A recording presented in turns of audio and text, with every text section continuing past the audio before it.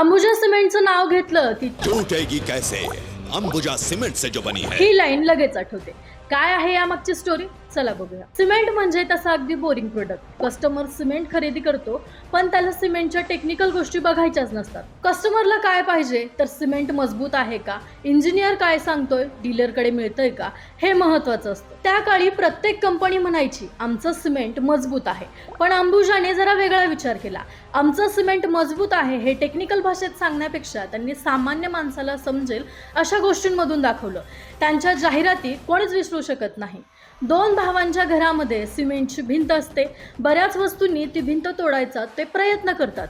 शेवटी सुरुंग लावला तरी भिंत तुटत नाही आणि शेवटी मेसेज येतो, टूटेगी कैसे अंबुजा सीमेंट से जो बनी है। किंवा त्यांचीच दुसरी ॲड ज्यात एका सिमेंटच्या विटेवर 7 हत्ती एकमेकांवर उभे असतात तरी ती वीट तुटत नाही.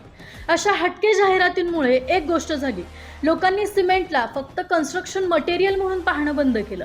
अंबुजा म्हणजे मजबूती असं कनेक्शन तयार झालं. हीच गोष्ट ॲडव्हर्टायझिंग मध्ये खूप महत्वाची असते, कारण ग्राहकाला तुमच्या प्रोडक्ट बद्दल 10 फीचर सांगितले तर तो कदाचित विसरेल, पण एक हटके आयडिया, क्रिएटिव्ह इमेज किंवा व्हिडिओ आणि एक सिंपल मेसेज वर्षानुवर्ष लक्षात राहू शकतो. हीच ब्रँडिंगची खरी ताकद आहे. म्हणून अंबुजाची स्टोरी फक्त सिमेंटची नाही, तर तो एक मार्केटिंगचा धडा आहे.